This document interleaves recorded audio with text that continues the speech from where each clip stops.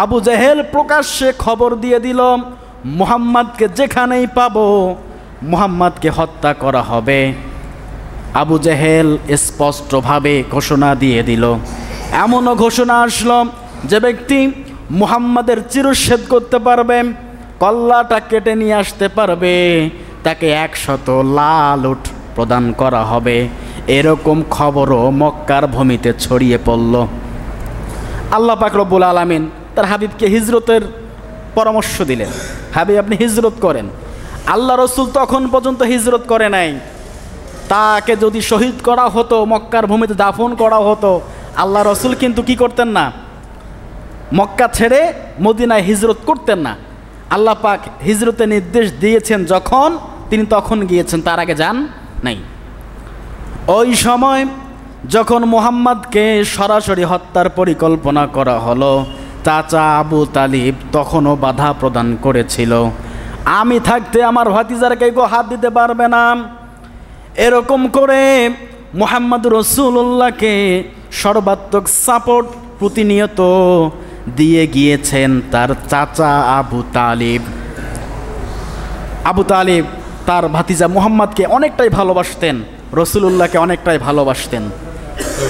এবার আসেন দেখেন মূল কথায়, যখন চাচা আবু তালিব ইন্তেকাল করবে, আল্লাহর নবীর স্ত্রী হজরতে খাদিজা রাদিয়াল্লাহু তাআলা আনহা ইন্তেকাল করেছেন। আপন বলতে আর কেউ থাকলো না। তার স্ত্রী হজরত খাদিজা রাদিয়াল্লাহু তাআলা আনহা তিনি ইন্তেকাল করে গেলেন, চাচা আবু তালিব সেও ইন্তেকাল করে গেলেন। মক্কার ভূমিতে সেরকম আপন বলতে আর কেউ নাই তার। আবু তালিব ইন্তেকালের সময় সেখানে উপস্থিত ছিল আবু জেহেল, ওয়ালিদ বিন মুগিরা, আবু সুফিয়ান, এরকম বড় বড় কাফিররা সেখানে উপস্থিত ছিল।